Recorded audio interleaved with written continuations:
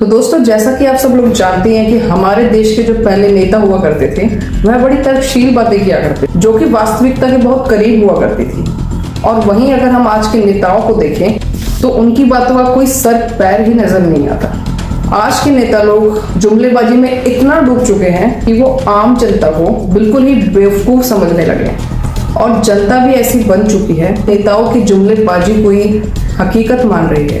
तो दोस्तों, आज की वीडियो में हम देखेंगे कि हमारे नेताओं के बयान कितने सीरियस हैं और कितने कॉमेडी हैं।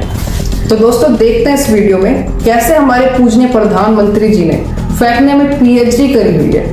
देखते हैं पूरा वीडियो। बर्तन को उल्टा करके उसमें छेद करके एक पाइप डाल दी। अच्छा। और जो गटर से गैस निकलता था वो पाइपलाइन से उसके अपने चाय के ठेले में ले लिया।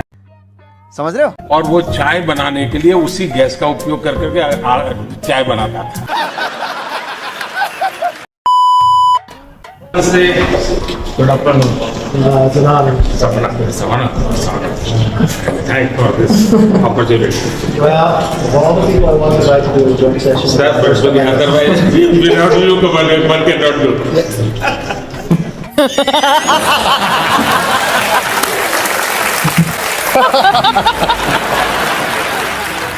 दूसरा वाला कंप्यूटर जी एक और भी है। देखें। I believe that investigating in a girl child lifts up the entire family.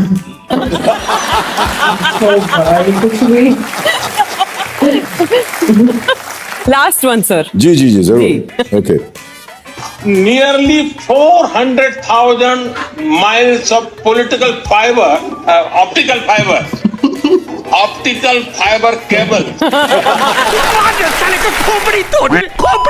मैंने कहा इतने क्लाउड है, बारिश हो रही है, तो एक बेनिफिट है कि हम राडार से बच सकते हैं। कुछ भी। कैसा लगा मेरा मजाक? बंद करो, हाथ जोड़ के मैं मोदी साहब से गुजारिश करता हूँ। मेरी जो छोटी सी समझ है उसके हिसाब से मुझे लगता है वो हवा में से वाटर शक करके अगर क्लीन ड्रिंकिंग वाटर भी प्रोड्यूस कर सकें। दूसरा मेरा सुझाव है, हम हवा में से ऑक्सीजन सेपरेट कर सकते हैं इस टरबाइन के माध्यम से। अगर थोड़ा सा भी भगवान ने दी हो तो जरा उपयोग करो। इस देश में 25 करोड़ परिवार हैं। 25 करोड़ परिवार में से 125 करोड़ परिवार, क्या बोले मैं समझा नहीं। इस देश में 25 करोड़ परिवार हैं। 25 करोड़ परिवार में से 125 करोड़ परिवार खत्म, bye bye, tata, goodbye, गया। आपने देखा होगा कि हमारे गांव में जो बड़ी आयु के लोग होते हैं ना, 70, 80, 85, 90 साल के लोग, तो सर्दियों में अगर आप देखेंगे तो अक्सर कहते हैं कि पिछली बार से इस बार सर्दी ज्यादा है। जुम करो। ऐसा कहते हैं ना। तो एक्चुअली सर्दी ज्यादा नहीं है, उनकी उम्र बढ़ने के कारण उनकी सहने की शक्ति कम हो गई। अच्छा। इसलिए उनको सर्दी ज्यादा महसूस होती है। तो परिवार के जो बुजुर्ग लोग हैं वो कहते हैं, भाई जो पिछली बार इतनी सर्दी नहीं थी, इस बार सर्दी ज्यादा हो गई।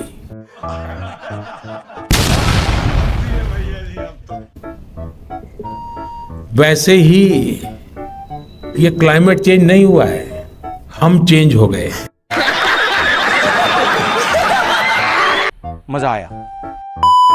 बचपन के बारे में जब पढ़ रहा था तो ये पता चला कि बचपन से आपको शौक था खतरों से खेलने का, और एक बार आप एक तालाब से जिंदा मगरमच्छ के बच्चे को पकड़ लाए थे। मक्खन पे लकीर करने वाले तो ढेर सारे मिल जाएंगे, पत्थर पे लकीर करने की भी तो हैसियत होनी चाहिए। अरे वाह शेर, तुम तो मौज कर दी वाह बेटे वाह। एक बार किसी ने बहुत साल पहले पूछा था कि आपके चेहरे पर इतना तेज क्यों है, तो मैंने बड़ा आसान जवाब दिया था। मैंने कहा मेरे शरीर में इतना पसीना निकलता है, मेहनत करता हूँ और मैं उसी पसीने से मालिश करता हूँ, इसलिए चमक जाता है। और मैं उसी पसीने से मालिश करता हूँ, इसलिए चमक जाता है। यार ये चल क्या रहा है? फेंको अपनी पूरी शक्ति के साथ फेंको। ऐसा है, देखिए मैं जिंदगी ऐसे मैं भैया लोग सुन करके हैरान हो जाएंगे जी, क्योंकि कभी इस प्रकार की बातें आई नहीं है। मैं 35 साल तक भिक्षा मांग करके खाया।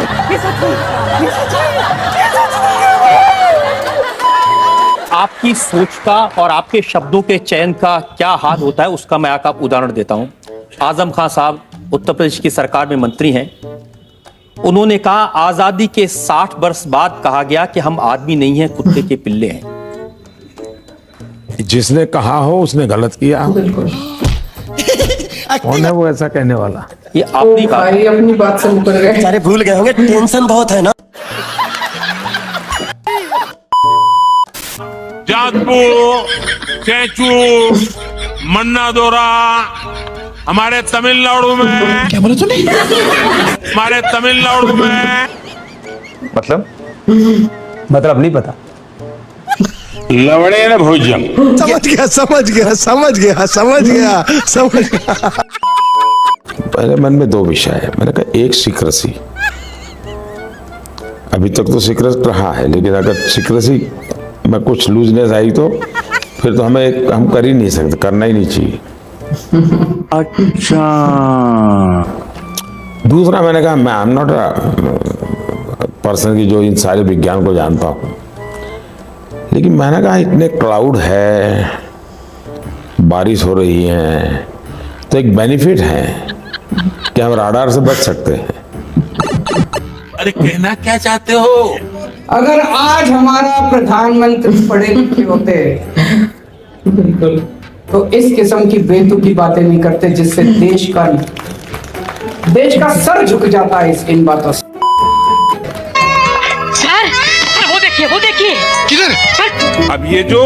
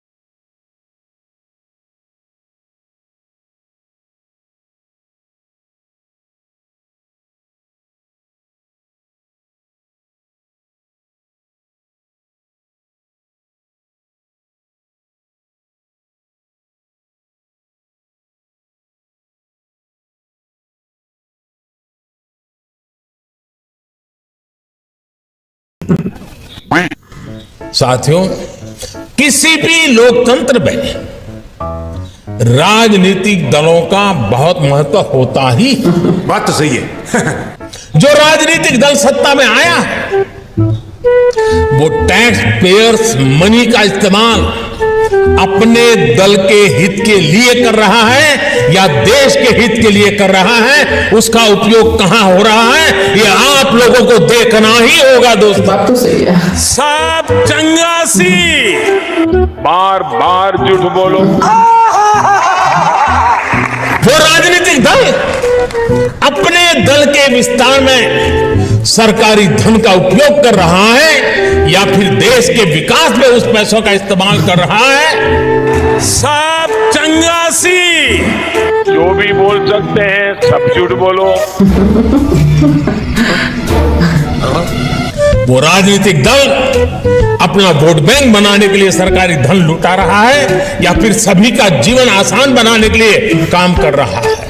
सब चंगासी गजब टूबीबाज आदमी। रुको जरा, सब्र करो।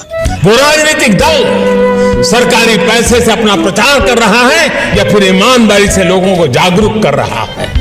जहां भी बोल सकते हैं झूठ बोलो। नहीं, और सुनिए। वो राजनीतिक दल अपने कार्यकर्ताओं को ही विभिन्न संस्थाओं में नियुक्त कर रहा है या फिर सबको पारदर्शी रूप से नौकरी में आने का अवसर दे रहा है? सब चंगासी। जितनी बार बोल सकते हैं झूठ बोलो। वो राजनीतिक दल नीतियों में इसलिए तो फेरबदल नहीं कर रहा ताकि उसकी आकाओं की काली कमाई के नए रास्ते बने। किसी भी विषय पर बोलो तो सिर्फ और सिर्फ झूठ बोलो। ऐसे कुछ ज्यादा नहीं हो गया ये? मतलब कुछ भी। अरे कहना क्या चाहते हो? समाचार समाप्त हुए, बंद को आराम करो, ये तो रोज का नाटक है। म्यूजिक। बार बार देखो, हजार बार देखो कि देखने की चीज मजा ही आ गया इस वीडियो में। तो दोस्तों कैसी लगी ये वीडियो पसंद आए तो लाइक शेयर एंड सब्सक्राइब करना बिल्कुल ना भूलें। और अगर आप मेरे चैनल पर नए हैं तो चैनल को सब्सक्राइब करें और बेल आइकन को दबाना बिल्कुल ना भूलें ताकि ऐसी मजेदार से रिएक्शन वीडियो मैं आप लोगों तक पहुंचा सकूं। धन्यवाद।